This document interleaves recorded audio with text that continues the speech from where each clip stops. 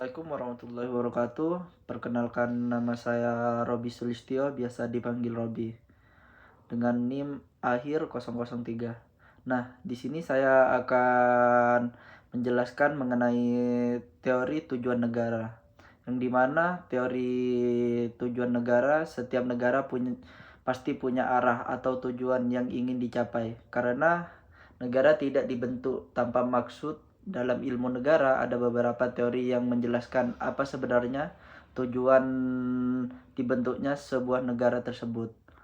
Yang pertama, teori kekuasaan negara. Teori ini berpendapat tujuan negara adalah memperbesar dan mempertahankan kekuasaan semata, baik untuk menaklukkan wilayah lain pun mempertahankan diri dari ancaman luar.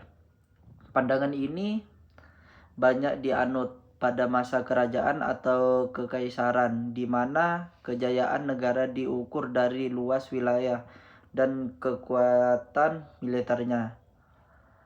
Lalu teori perdamaian dunia.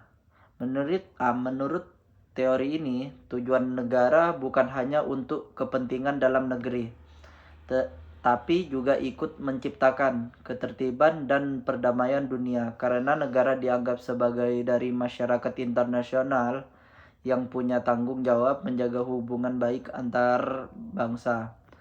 Yang ketiga, teori jaminan atas hak dan kebebasan. Teori ini menyatakan tujuan utama negara adalah melindungi hak dasar dan kebebasan warganya. Setiap hak hidup, kebebasan, dan hak milik, supaya tidak dilanggar oleh siapapun, termasuk oleh penguasa sendiri. Pandangan ini erat kaitannya dengan pemikiran John Locke. Lalu keempat, teori negara kesejahteraan atau welfare state. Teori ini berpendapat tujuan negara adalah mewujudkan kesejahteraan umum bagi seluruh rakyatnya, sehingga negara dituntut aktif dalam bidang ekonomi, pendidikan, kesehatan, dan sosial itu sendiri.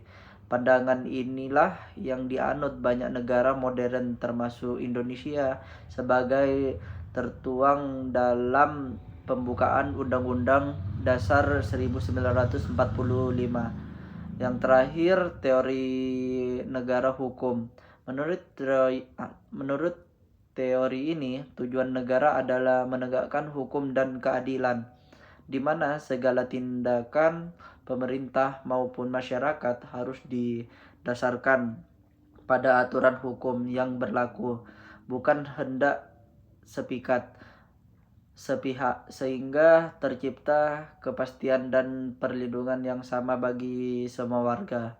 Jadi kesimpulan dari semua teori tersebut, pandangan tentang tujuan negara ini terus berkembang seiring waktu. Awalnya negara dianggap sekedar alat kekuasaan, lalu berkembang menjadi perlindungan hak-hak dasar warga, sehingga akhirnya menjadi negara yang bertanggung jawab mewujudkan kesejahteraan dan menegakkan hukum bagi masyarakatnya.